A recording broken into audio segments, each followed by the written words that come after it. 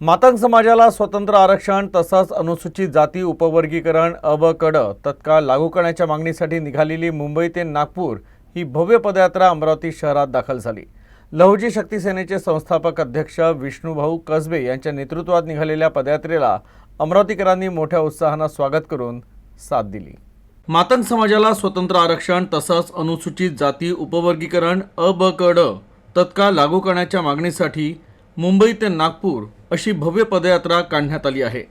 याशिवाय मातंग समाजावरील अत्याचारांना आळा घालण्यासाठी विशेष कायदे, दिवंगत समाजसेविका कांताबाई साळवे यांच्या नावाने अध्ययन केंद्र, साहित्यिक डॉक्टर अण्णाभाऊ साठे यांना भारतरत्न पुरस्कार जाहीर करणं तसंच मातंग समाजातील विद्यार्थ्यांकरता 1000 कोटींच्या शैक्षणिक विकास महामंडळाची स्थापना अशा विविध मागण्यांसाठी ही पदयात्रा काढण्यात आली आहे।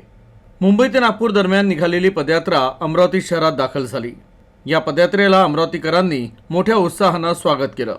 तर सर्वोच्च न्यायालयाने 2014 मध्ये दिलेल्या निर्णयानुसार आरक्षणाचं उपविभागात उपवर्गीकरण करणं आवश्यक असल्याचं स्पष्ट केलं होतं। मात्र महाराष्ट्र शासनाने आजतागायत अंमलबजावणी केली नाही असा आरोप समाजातील नेत्यांनी केला आहे। या निर्णयानंतर या देशातल्या अनेक राज्यांमध्ये त्याची प्रक्रिया सुरू झाली। 5 राज्यांनी याची अंमलबजावणी सुरू केली।